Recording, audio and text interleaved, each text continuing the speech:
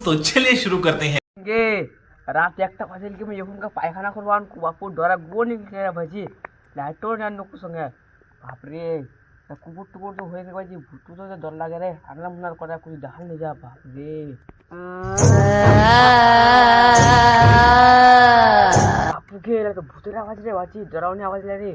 বাজি কে কুই দেখালো নি জানা ফালতু কাম এখন হাত বাড়ছে মায়ের কুচি গে রুঙ্গা ভূতু ডর লাগে রে রাতে একটা বাজে গেল তুমি কোথাও হতে কোনো জায়গায় তুমি সবাই তো ঘুমায় গেলে এখন গা আজকে কি পাঁচ লিখে রে বাজি বাপরে ভূত হওয়া পারে বাপরে ডর লাগে বাজি দিলা খালি কাঁপে যায় রে বাজি ডর লাগে গিয়ে মারা গিয়ে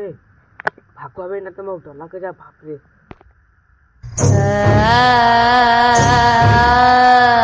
বাজিন কি রাখছে আছে রে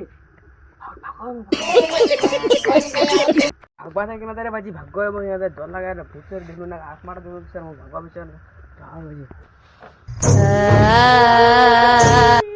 मागे मागे